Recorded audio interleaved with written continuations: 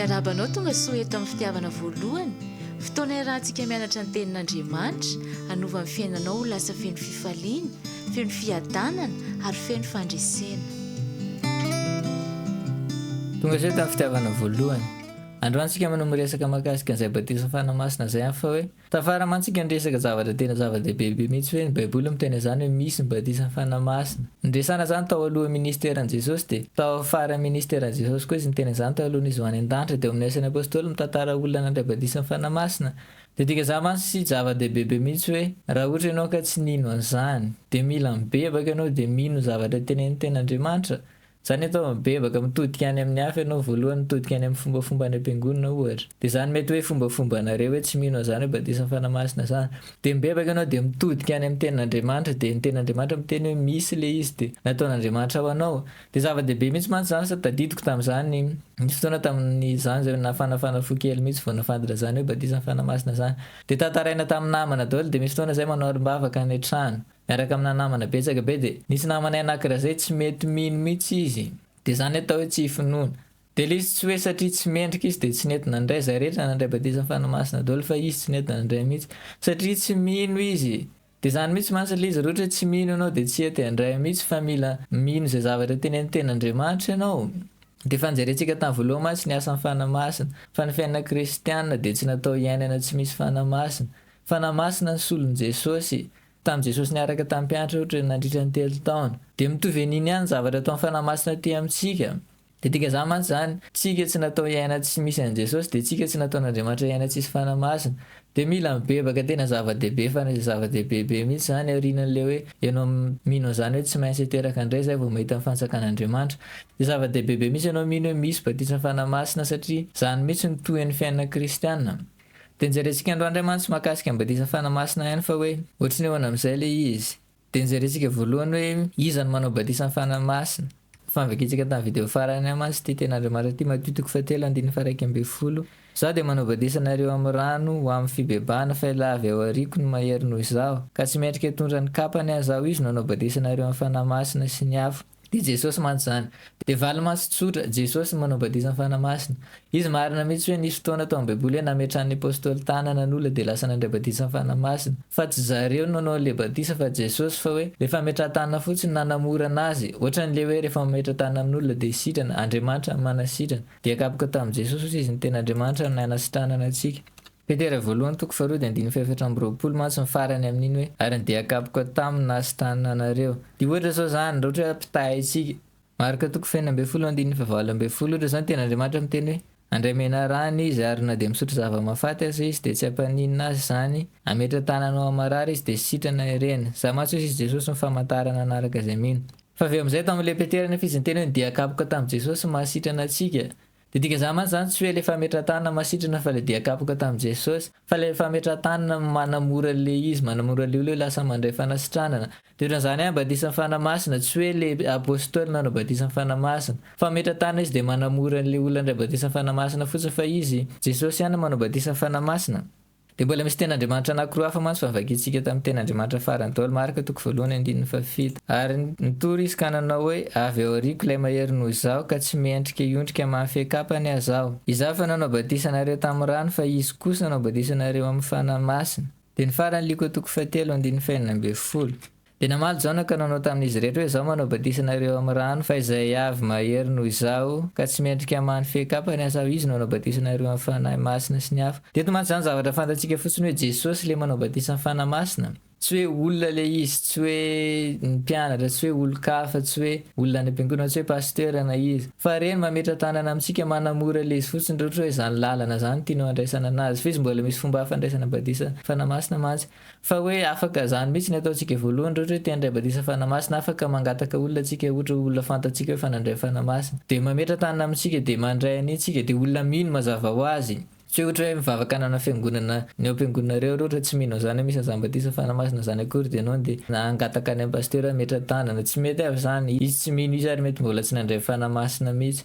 fa izany hoe olona fantatra fa nandray fanamasina ohatra ny Petera sy Jaona ohatra no ohatra ny Paoly zany le ohatra nijerentsika tamin'ny asan'ny apôstôly toko 9 sy de toko 7 de zavatra fantatsika manaraka fa nresantsika kely any mantsy hoe fotoana samihafa ny batisa fanamasina sy ny fotoana fahateram-baovao de ny tena Andriamanitra miresaka an'ilay mantsy fa le nijerentsika teo any asan'ny apôstôly toko 9 de 12 ary efa nino ny Filipo nitory ny teny somafaly amin'ny fanjakan'Andriamanitra sy ny anaran'i Jesosy Kristy ireo de natao batisa avokoa na lahy na vavy de mantsy miresaka le fahateram-baovao nino an'le teny somafaly na hoe le vaovao mafaly izy de le hoe filazantsara mahakasika an'i Jesosy de ve ny anaran'i Jesosy de natao batisa de arak'indreo manatoko 10 de 15 satria raha manaiky an'i Jesosy ho tompo amin'ny vavanao ianao ary mino fonao fa Andriamanitra efa nanangana azy tamaty teo vonjeny ianao de dika zany mantsy zany voavonjy zareo satria nino an'ny anaran'i Jesosy de ve natao batisa mihitsy ary nanio taty ivelany hoe mino hoe manaiky hoe Jesosy ny tompo de nefa aveo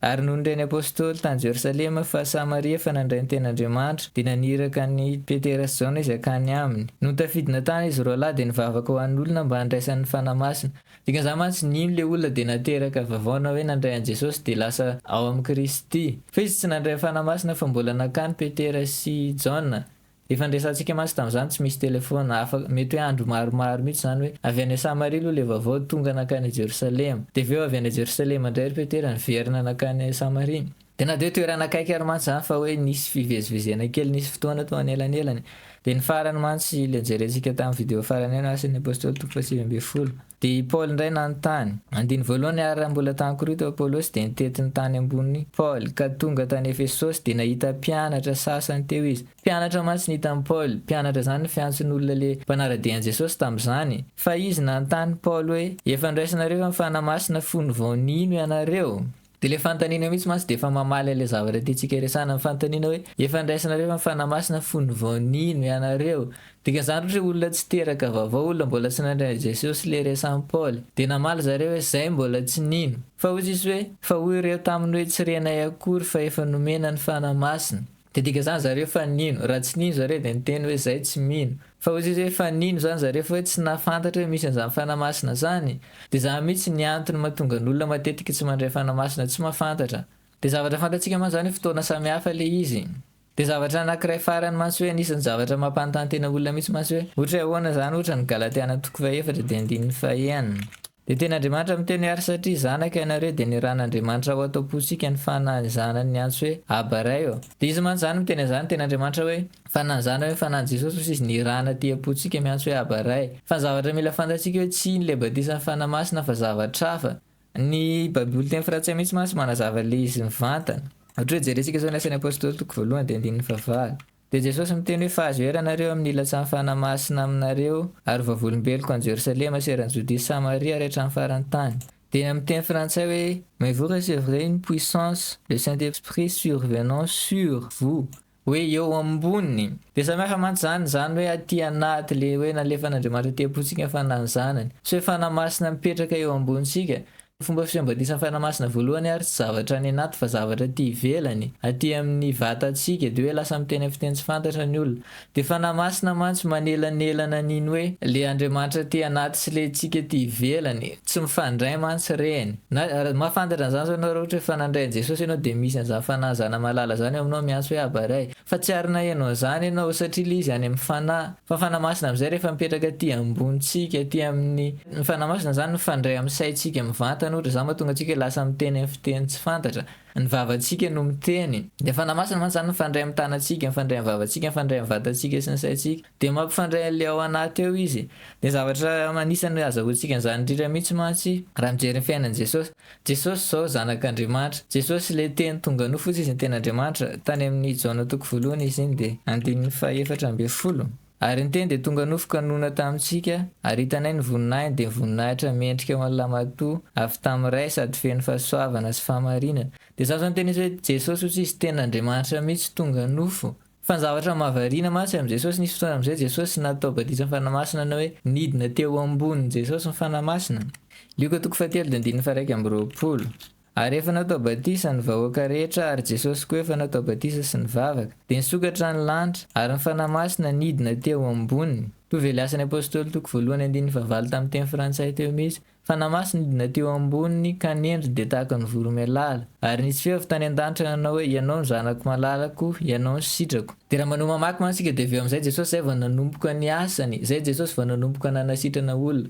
ny tena orinan'io mantsy hoe Jesosy le lasa tany tany efitra le nentin'ny fanatana izy de nalainy devoly fanahy de aveo naresy fa zavatra mila fantatsika hoe Jesosy ary tenin'Andriamanitra mihitsy Jesosy ny tonga nofo tenin'Andriamanitra mihitsy nanorotoronana Jesosy de lasa vatana izy lasa nisy vatana de aveo ny fanamasina mbola nidina teo am' Jesosy teo amboniny zay Jesosy vao nanomboka ny ministerany de dinga zany mantsy rehetra kristiana mieritreritra zany hoe andehanao zavatra any ianao tsisy batisa fanamasina de sady frehariana zany sady ohatran'ny hoe fisainana tsy de milamina mihitsy raha ohatra hoe Jesosy ary teny tonga nofo petraka teo ambony fanamasina zay izy vao nentina tany anefitra zay izy vao tenen'Andriamanitra hoe ianao ny zanako dinga zany mantsy niantona tonga ny devoly tsy nahafaty an'i Jesosy ohatra tamin'ny Jesosy mbola kely satria tsy fantany tsisy niteny hoe iza le zanak'Andriamanitra fa tamin'ny nisy fanamasina am'izay Jesosy zay vao nitenen'Andriamanitra tamin'ny fomba ofisialy hoe iny am'izay le zanako iny de iteny hoe any devoly de tonga raha ohatra hoe maka ao amin'ny liko toko faefatra zao tsika de mahita an'izany ary Jesosy feno ny fanamasina de niverina avy tany Jordana ary nentin'ny fanahy tany anefitra 7 andro izy ka nalainy devoly fanahy ary tsy nihinan-kanina akory izy tamin'izany andro zany ka rehefa tapitra izany de noana izy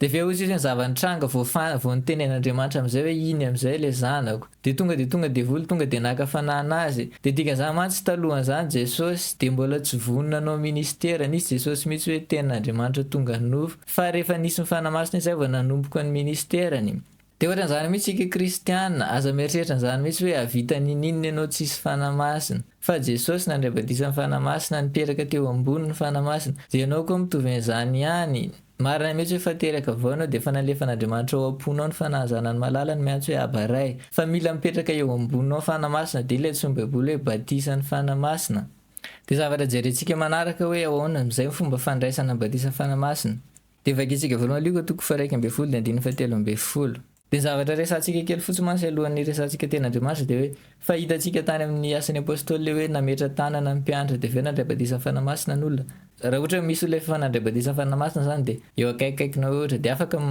mandeha am'izany lalana zany mihitsy ianao fa zavatra jerentsika zao hoe ahoana fomba ndraisana batisa fanamasina ianao rery de zao ny tenan'Andriamanitra hoe koraha ianareo na de ratsy aza malala mame zavatsoa any zanakareo tsy mainka evanindray zay any an-danitra no anome fanamasina ho an'izay mangataka aminy de fomba ndraisana batisa fanamasina mantsy zany hoe mangataka tsotra fotsiny fa le izy misy zavatra mila fantatsika de verany amin'ny 5 am'izay tsika amin'ny tiliko toko 1:10 tiany ary Jesosy taminy izy aminareo mana sakaiza zay akeo amin'ny mamatinalina ka anao aminao ry sakaiza mpisambory mofo telo aho fa ny sakaizako nandeha tamina lehany de tonga tsy amiko ka tsy misy zay ahafahako azy ary ilay ao an-trano kosa namalika anao hoe aza manahiranahy fa efa midy ny varavarany zao ary ny zanako mandro ampandriana eto amiko tsy afaka mifoany me anao aho de tsany Jesosy manontany hoe izy izy manana namana anao an'izany hoe raha misy vahiny ianao de angatana mofo de ve de teny hoe zanako fa matory aza manelingelana antsony de Jesosy mantsy tsy miteny hoe Andriamanitra ohatran'izany fa ozy izy hoe narefa nefa ozy izy misy manana namana ohatran'izany mihitsy koa nefa hoe raha angatana zavatra de tsy hanome satria alina ny andro satria matory ny zana nefa nareo namany de aveo am'izay ozy izy amin'ny 9 hoy za aminareo na de tsy ainga hanome noho ny fisakazana aza izy de ifoy ihany izy noho ny fitarainany fatratra ka hanome azy izay ilainy ary hoy za aminareo mangatady omena ianareo mitady hafa de hita ianareo dondomo de ovoaina ianareo de eto mantsy misy zavatra mila zavaina kely satria misy fotoana matetika ny fomba fampianaran'olona zany hoe mila mangataka foana atsika de omen'Andriamanitra ny farany fakamo izy fa ozy izy Jesosy misy namana ozy izy aty amin'ny ankavia zany ratsy toetra be fa raha zay ratsy toetra be mihitsy de tsy te hanome mofo anareo izy raha ohatra hoe misy vahiny nareo amin'ny alina mandondonao aminazy fa ozy izy hoe hanome ihany izy ozy izy noho ny hoe tsy hoe noho ny hoe satria nareo namany fa kamo fotsiny izy nareo manelingela be anazy foana de tiany Jesosy tenena mantsy zany hoe fa Andriamanitra ozy izy tsy ratsy toetra be ohatran'izany namana zany de amin'Andriamanitra zany hoe zay mangataka tonga de mahazo zay mandondona tonga de voaina zay mitady tonga de mahita de ozy izy amin'ny 10 hoe fa izay rehetra zava-dehibe be mihitsy zany hoe izay rehetra zany fa misy fotoana mantsika kristianina rehefa ohatra hoe mieritreritra zany ny hafa mety hoe pasteur ohatran'izany fa zatsy ohatran'izany fa ozy izy hoe izay rehetra mangataka no mahazo ary zay mitady no mahita ary zay mandondona no voaina de dingan'izany mantsy Andriamanitra tsy ohatra le namana ratsy be hoe tsy mazoto fa ozy izy Andriamanitra ozy izy tsy manao zany fa n'Andriamanitra zay rehetrarehetra mangataka de mahazo daholo zay rehetrarehetra mandondona de voaina daholo zay rehetrarehetra mitady de mahita daholo dia aveo mbola manohatra fandrony izy aty amin'ilay ratsy aty. Ozy hoe fa iza moa aminareo izay ray raha angatany zanany mofo no anome azy vato, ary angatany azan-drano no anome azy menarano ao solony azan-drano, ary angatany atody no anome azy mainko. Ozy izy ary zany Jesosy hoe namana zany ary ozy izy Jesosy mbola lavitra fa Andriamanitra ary tsy ohatra namana fa ohatra ny dada. Dia ozy izy hoe ndao indray ara-pitaitsika aminareo dada. Raha ohatra zany isika mahita namana ratsy toetra be ohatran'izany hoe makany aminazy isika androala dia tsy mety mifoy izy. Dia ozy izy Jesosy hoe ndao indray ary tsy ataontsika hoe namana fa ndao indray ataontsika hoe dada. Satria Andriamanitra mbola akaiky noho ny namana, Andriamanitra mbola akaiky noho ny dada. Dia ozy izy hoe iza indray ary ozy izy nareo ny dada. Raha angatany zanakareo mofo dia anome anazy vato, raha angatany zanakareo atody dia anome anazy mainko. Dia ozy izy indray Jesosy hoe koa ianareo na dia ratsy aza. Tsika manjandra ohatra hoe mitaha amin'Andriamanitra na dia izay dada tsara indrindra eto tany ary ampitaina amin'Andriamanitra dia mbola ratsy foana. Dia ozy izy hoe nareo ary ozy izy na dia zany ratsy zany ary mitaha amin'Andriamanitra. Mahafantatra zany hoe raha mangataka mofo ny zanaka dia omeko mofo, raha mangataka atody izy dia omeko atody. Mahalala manome zavatsoa ho an'ny zanakareo. Tsy maika avy any ray. Dia eto amin'izay mantsy izy miteny hoe ny ray. Dia niteny Jesosy tenena mantsy zany hoe Andriamanitra tsara toetra lavitra mihoatra noho ilay namana, fa Andriamanitra mbola tsara toetra lavitra mihoatra noho izay ray tsara toetra indrindra eto tany. Fa maika ozy izy ny rayntsika izay any an-danitra no hanome ny fanamasina ho izay mangataka aminy. Dia zavatra tena hoe zava-dehibe mila azonao mantsy zany hoe mila mino ianao hoe marina zany zavatra tenin'i Jesosy zany dia mila azonao antoka hoe Andriamanitra ray, dia Andriamanitra ray tsara be mihoatra lavitra noho izay dada misy. Dia roatra zany manana dada ianao ohatra dia mahafantatra zany hoe raha dadanao manana fanamasina dia omeny fanamasina ianao. Dia Andriamanitra vao may mbola te hanome antsika mihoatra lavitra noho izany mihitsy. Dia mila mangataka fotsiny tsika dia izay mangataka ozy izy Jesosy dia mahazo daholo amin'ny fanjakan'Andriamanitra. Dia zavatra mila ohatrany hoe resantsika kely fotsiny mantsy hoe misy tan'olona mieritreritra zany hoe raha mangataka fanamasina dia sao dia mahazo devoly. Fa ozy izy Jesosy hoe iza amintsika ozy izy raha ray angatany zanany mofo ame azy vato. Dikan'izany mantsy maninona antsika mieritreritra zany amin'Andriamanitra hoe raha mangataka fanamasina dia omen'Andriamanitra fanana devoly. Dia zavatra tsotra koa ny atao amin'izany ohatra ny eritreritra zany ianao dia mibebaka fotsiny miresaka tsotra amin'Andriamanitra fotsiny ianao hoe mifona fa diso ny zavatra nieritrereto. Fa zao za mino hoe raha mangataka fanamasina za dia omenao fanamasina. Dia tenenao ny vavanao mihitsy izay zavatra inonao amin'izay zao. Tenenao ny vavanao mihitsy hoe mino zany amin'izay ianao hoe Andriamanitra tsara, dia izay mangataka amin'Andriamanitra dia mahazo daholo. Marina foana mihitsy zany amin'ny zavatra hafa ohatra hoe raha mila fanampiana amin'ny zavatra hafa ianao. Fa ny fanamasina za vao may tena marina be mihitsy hoe raha mangataka ianao dia omen'Andriamanitra. Dia tena hoe le tsika mino le tsy hoe Andriamanitra tsy te hanome, tsy zany mihitsy le olana fa tsika tsy mety mino. Dia ny antony mahatonga antsika tsy mino mihitsy mantsy nandray hoe mety hoe satria tsika nitaizana atao anatin'izany hoe fiangonana tsy mino fanamasina zany afy ary dia lasa mieritreritra zany tsika tsy sitrapon'Andriamanitra fa zany mihitsy ny sitrapon'Andriamanitra amintsika. Jesosy niteny hoe atao batisa amin'ny fanamasina nareo ozy izy tamin'ny mpianatra afaka andro vitsivitsy. Jana ozy izy nanao batisa tamin'ny rano fa nareo atao batisa amin'ny fanamasina. Dia mila azontsika tsara fotsiny zany voalohany sitrapon'Andriamanitra ny nanao batisa amin'ny fanamasina antsika. Zany mihitsy ny toy ny fiainana kristiana. Jesosy namety toko hoe za ozy izy tsy hamela anareo kamboty fa ho avy any aminareo dia fanamasina mantsy ndresany tamin'izany. Fa mila fantatsika manaraka hoe Andriamanitra manome fanamasina izay mangataka. Dia roatra ampifandraisika tamin'ny zavatra efa nresantsika tany aloha ary. Dia miendrika indray batisa fanamasina ianao rehefa ao amin'i Jesosy satria rehefa ao amin'ny Kristy ianao dia tonga dia marina mitovy amin'ny fahamarinan'Andriamanitra mihitsy ny fahamarinanao dia tonga dia mendrika. Dia tena hoe sitrapon'Andriamanitra amintsika ny indray batisa fanamasina. Dia mila mino fotsiny tsika sisa ny saintsika ny manakana antsika na andray na tsy andray. Mitovy ilay mpianatra tany amin'ny asan'ny apôstôly toko 7:10 teo ihany. Tsy fantary zareo akory ireo nisan'izany batisa fanamasina zany. Fa nisany antony mahatonga ny sasany tsy mandraindray mety fa fantany misy an'izany fa tsy fantany hoe izy afaka mahazo. Fa raha mino zany tsika hoe izay mangataka amin'Andriamanitra dia mahazo daholo, izay mandodona dia voaina, izay mitady dia mahita daholo. Dia raha mangataka ianao zao dia tonga dia mandray batisa fanamasina ianao zao dia afaka tonga dia miteny amin'ny fiteny tsy fantatra zany ianao dia afaka tonga dia maminany. Dia tena hoe ohatrany hoe vaovao be taminao mantsy zany le izy dia maka fotoana mihitsy mivavah dia manaova fikarohana amin'ny ten'Andriamanitra. Dia mandiniha zany eo amin'Andriamanitra zany izay mangataka dia mahazo daholo. Za raha mangataka fanamasina dia mahazo fanamasina fa tsy mahazo zavatra hafa. Sitrapon'Andriamanitra aminahy zany hoe andray batisa fanamasina fa zany mihitsy ozy izy Jesosy hoe ho lasa vavolombelona amin'izay ary rehefa mandray batisa fanamasina rehefa hoe mipetraka eo amboniko fanamasina. Dia tena hoe alamino tsara fotsiny dia esory tsara daholo amin'izay sakasakana any amin'ny sainao any fa sitrapon'Andriamanitra aminao mihitsy hoe andray batisa fanamasina ianao dia hanohy iaina ny fiainanao kristiana tena hoe araka ny tokony ho izy amin'izay dia miaina an'ilay hery ilay omen'Andriamanitra amin'izay. Zany ny tenin'i Jesosy tao amin'ny asan'ny apôstôly toko 1:15. Efa azo hery ianareo amin'ny ilatsan'ny fanamasina aminareo ary vavolombeloko any Jerosalema sy eran'ny Jodia sy Samaria ary hatramin'ny farany tany.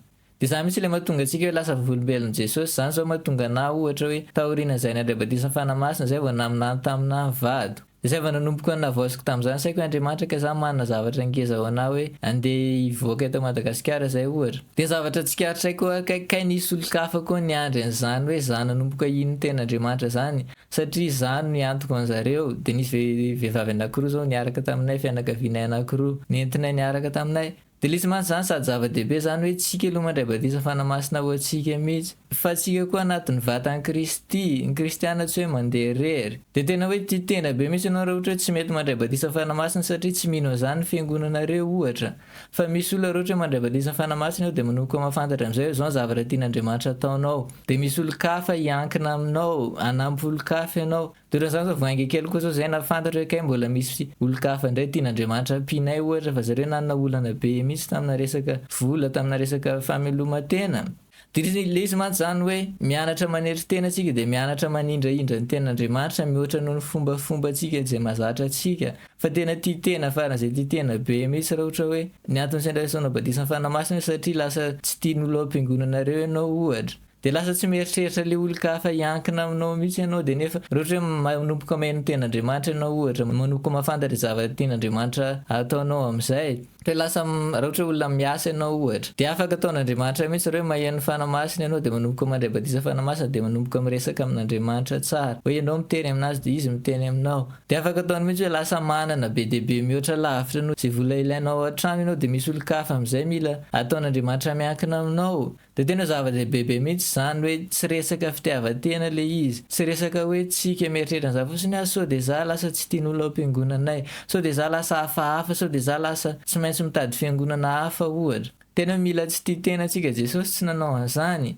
Dia tena aza manao an'izany hoe satria lasa hafahafa ao am-piangonanareo fotsiny ohatra raha lasa miteny amin'ny fiteny tsy fantatra ianao dia lasa lazain'olona adaladala. Dia izany ny antony tsy andraisanao batisa fanamasina tia tena be mihitsy ianao raha manao an'izany. Dia izy mantsy izany tsy hoe fanamelohana fa tena hoe mila mibebaka fotsiny tsika raha manana izany fisainana izany. Hoe tsy tia andray batisa fanamasina ohatra satria tsy mino, hoe tsy tia andray batisa fanamasina satria lasa hafahafa amin'olona. Dia mibebaka fotsiny dia miresaka tsotra amin'Andriamanitra hoe vonona amin'izay za amin'izay dingana manaraka tianao ataoko. Izany tenenin Jesosy hoe azo hery amin'izay ianao ohatra izy rehefa tonga aminao fanamasina. Dia lasa vavolombelon' Jesosy amin'izay ianao dia marina mihitsy hoe lasa ahafantaran'olona hoe misy an'izany Jesosy izany. Fa ianao mihitsy koa lasa maneho fitiavan' Jesosy amin'olo-kafa. Dia tena mino an'izany mihitsy aho hoe ny antony raha hoe voavonjy ianao dia misy zavatra foana tena hoe misy olona miandry ianao hanohany ao amin'ny vatany Kristy. Raha ohatra olona miasa ianao dia misy ankizy hanohany ohatra, mbola tsy ampy-taona, mbola tsy afaka miasa nefa manana nofinofy ataon'Andriamanitra aminazy. Dia mila mandray batisa fanamasina ianao dia manomboka maka an'izany hery izany dia mitady vola araka ilay tena hoe tian'Andriamanitra hitadiavanao vola amin'izay ianao dia lasa manana mihoatra dia afaka manampy an'iny amin'izay. Dia tena hoe ny kristianina tsika tsy nataon'Andriamanitra handeha rery, tsika vatany Kristy tsika, sasany maso, sasany tanana, sasany tongotra. Tena mila mibebaka amin'izany mihitsy ianao raha manana izany fisaina izany hoe tsy tia andray batisa fanamasina. Miresaka tsotra amin'Andriamanitra fotsiny hoe mino amin'izay za manomboka izao ndao amin'izay tsika nohy hoe inona amin'izay ny zavatra tianao ataoko manaraka. Dia tena hoe mila anao mihitsy tsika vatany Kristy, ilaina ianao aza mieritreritra izany ianao hoe tsy ilaina noho ny antony mety hoe tsisy diplôma mihitsy ianao na dia kely ohatra, ilainy vatany Kristy ianao. Misy olona hanohany tian'Andriamanitra ampiakinina aminao foana.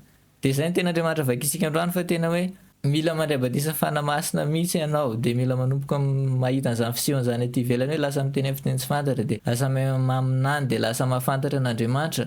Dia zavatra jerentsika ny video manaraka mantsy hoe mahakasika an'izay fiteny amin'ny fiteny tsy fantatra izay mihitsy hoe inona ny hoe antony ilana izany dia inona tombontsoa hoe ataon'izany amin'ny teny fiainantsika kristianina. Satria